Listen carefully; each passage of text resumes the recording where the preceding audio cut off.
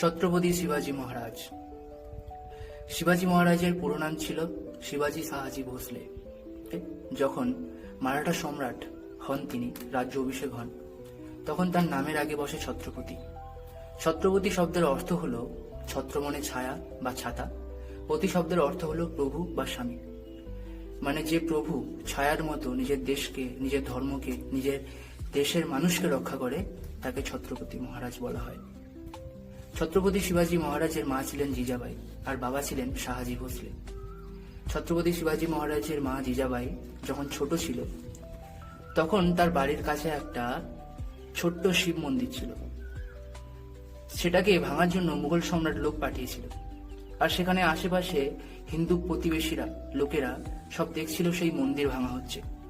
কিন্তু তখন জিজাবাই সেখানে উপস্থিত ছিল, কিন্তু তিনি লক্ষ্য করেছিলেন যে এখানে কেউ প্রতিবাদী করছে না যে আমার শিবের মন্দির ভাঙা হচ্ছে। তখন জিজাবাই শপথ গ্রহণ করেছিলেন যে আমার সন্তান হবে যে কিনা এই অধর্মের বিরুদ্ধে লড়াই করবে। আর সেই জিজাবাইয়ের গর্ভে জন্মগ্রহণ করেছিলেন ছত্রপতি শিবাজী মহারাজ।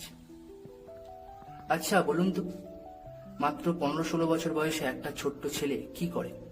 খেলাধুলো করে, পড়াশুনো করে, মা বাবার কথা মেনে চলে। কিন্তু সেই ছোট্ট বয়সে শিবাজী মহারাজ তার মায়ের আদর্শ নিয়ে লড়াই করেছিলেন, যুদ্ধ করেছিলেন ধর্মকে বাঁচানোর জন্য, দেশকে বাঁচানোর জন্য। শিবাজী মহারাজের বাবা শাহাজি ভোসলে একজন মুঘল সম্রাটের সেনাপতি ছিল।